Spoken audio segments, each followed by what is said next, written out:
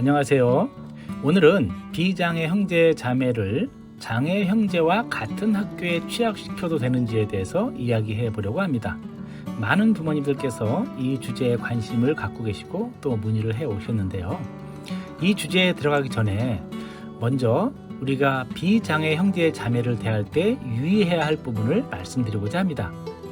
우리가 흔히 비장애 형제 자매에 대해서 아이가 무척 어른스럽다, 혹은 장애 형제 자매를 참 잘 도와주어서 대견하게 생각한다, 이런 말씀들을 하시곤 하는데요.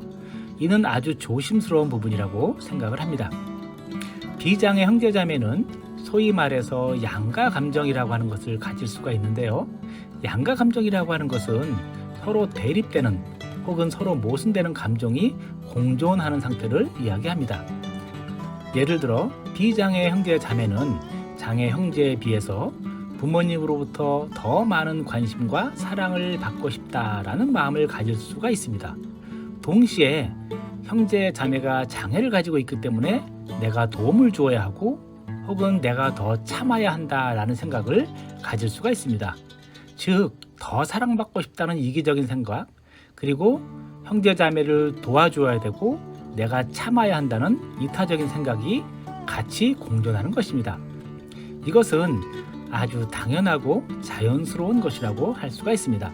부모로서 비장애 형제 자매가 장애를 갖고 있는 형제에게 도움을 주기를 바라는 것, 특히 초등학교 과정에서 이러한 요구를 자꾸 보여주는 것은 비장애 형제에게 부담이 될 수가 있습니다. 사실 어쩔 수 없이 더 많은 시간과 관심을 장애 형제에게 쏟을 수밖에 없는데요. 그렇게 되면 비장애 형제는 장애 형제를 이해해야 한다는 생각과 장애 형제가 밉다는 생각 사이에서 자책감을 가질 수도 있습니다. 따라서 부모님께서 1차적으로 하셔야 될 일은 장애 형제나 비장애 형제가 똑같이 부모님의 관심과 사랑을 받고 있다라고 하는 것을 확신시켜 주는 것이라고 생각을 합니다. 물론 부모님들과 이야기를 나눠보면 시간은 없지만 비장애 형제에게도 똑같은 사랑을 주었다라고 말씀을 하시는데요. 비장애 형제 입장에서는 그렇지 않다라고 생각하는 경우가 많다는 것 또한 사실입니다.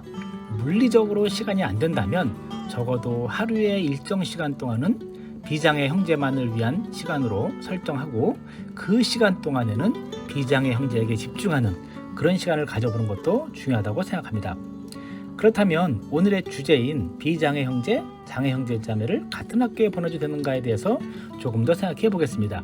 이 고민의 시작은 비장애 형제 자매가 장애 형제에 대해서 어떻게 생각하는가입니다. 예를 들면 장애 형제가 같은 학교에 다니게 되었을 때 비장애 형제 자매가 상처를 받거나 혹은 위축되지는 않을까라는 생각이 출발점이 된다는 것입니다. 이 부분에서도 부모님의 역할이 매우 중요하다고 할 수 있는데요. 비장애 형제자매의 장애 형제자매에 대한 태도는 1차적으로 부모님이 장애 형제자매에 대해서 어떤 태도를 취했느냐에 따라서 영향을 받는다고 할 수 있습니다. 장애를 갖고 있는 형제자매에 대해서 숨기는 듯한 태도로 조심스럽게 설명한다면 비장애 형제자매는 장애에 대해서 무엇인가 숨겨야만 하는 그런 것으로 무겁게 그리고 부정적으로 받아들일 가능성이 크다고 하겠습니다. 그리고 이러한 부정적 감정은 같은 학교에 장애 형제가 다니게 되었을 때 다른 사람들도 장애 형제에 대해서 그런 부정적 감정을 갖고 있을 것이라는 생각을 심어줄 수 있습니다. 따라서 1차적으로는 장애 자녀에 대한 부모님의 당당한 태도와 설명이 비장애 형제의 장애 형제에 대한 태도에 영향을 미칠 수 있다는 점을 기억하시면 좋을 것 같습니다. 그리고 이러한 부모의 태도는 단지 초등학교 취약과 관련된 것이 아니라 장기적으로 장애 형제자매에 대한 비장애 형제자매의 태도 그리고 삶에 영향을 미칠 수 있다는 점을 기억해 주셨으면 하겠습니다. 물론 부모님이 이런 태도를 일관되게 보여주셨다고 해서 곧 비장애 형제와 장애 형제를 같은 학교에 보내도 된다는 것은 아닙니다. 방금 말씀드린 내용에 더해서 두 번째 중요한 요인이 있는데 바로 비장애 형제 자매를 가족의 의사소통 과정에 참여시킨다라고 하는 것입니다. 이게 무슨 말인가 하면 집안의 소소한 의사결정 과정에서 비장애 형제의 의견을 듣고 가능한 한 범위 안에서 이를 수용해주는 경험을 자주 시켜주는 것이 중요하다는 것입니다.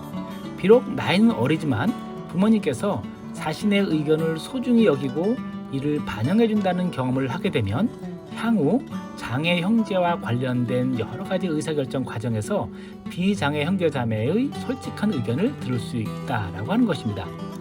개인적으로는 비장애 형제자매를 장애 형제와 같은 학교에 보낼 것인가를 생각하는 과정에 비장애 형제자매의 의견을 듣는 것이 중요하다고 생각을 합니다. 그런데 이때 주의할 것이 하나 있는데요. 의견을 듣는다라고 말하지만 실질적으로는 비장애 형제자매에게 보이지 않는 권유나 강요를 하는 것은 오히려 문제가 될 수 있다라고 생각을 합니다. 예를 들어 누구누구가 동생을 잘 도와주어서 엄마는 너무너무 고마워.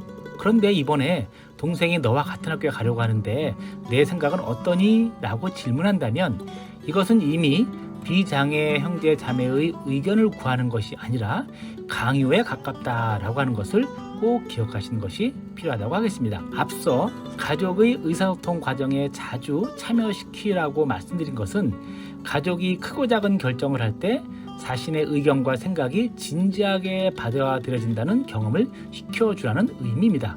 이런 경험들이 선행되어 있다면 비장애 형제 자매는 장애 형제와 같은 학교에 다니는 것에 대해서 자신의 의견을 제시할 수 있을 것이고 이를 적극적으로 수용하는 것이 좋다고 생각을 합니다. 물론 입학 후에도 생각이 바뀔 수 있는데요. 그럴 때에도 그 의견을 충분히 들어보고 조치를 취하는 것이 필요하다고 생각을 합니다. 한편 직접적으로 비장애 형제의 생각을 듣기 어렵다면 비장애 형제와 가까운 다른 사람들을 통해서 비장애 형제 자매의 생각을 들어보는 것 역시 하나의 방법이라고 하겠습니다. 부모님에게는 말하지 못하는 것을 다른 사람에게는 말할 수도 있기 때문입니다. 만약에 교회를 간다면 교회 선생님이 될 수도 있고 혹은 학원 선생님이 될 수도 있고 혹은 가까운 친구의 부모님이 될 수도 있습니다. 어떤 사람이든 간에 비장애 형제가 부담감을 갖지 않고 속마음을 이야기할 수 있는 사람을 통해서 비장애 형제자매의 생각을 확인해 보는 것은 중요하다고 생각을 합니다. 비장애 형제가 장애 형제를 돌보고 도움을 주었으면 하는 것은 모든 부모님이 같은 마음일 것입니다.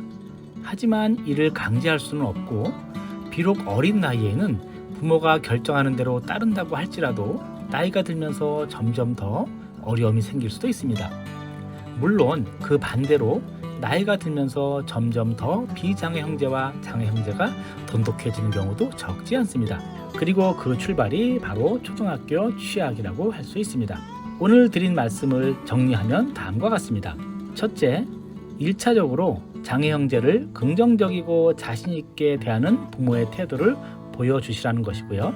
두 번째, 가족의 의사결정 과정에서 비장애 형제 자매의 생각을 존중하고 그리고 그 의견을 반영하는 경험을 자주 제공해 주라는 것이었습니다. 세 번째로는 이러한 경험이 충분히 쌓였다면 취학 과정에서 비장애 형제자매의 의견을 듣되 주의할 것은 부모님 자신도 모르게 비장애 형제자매에게 책임을 지운다거나 함께 다닐 것을 압박하거나 하지 않아야 한다는 것을 말씀드렸습니다.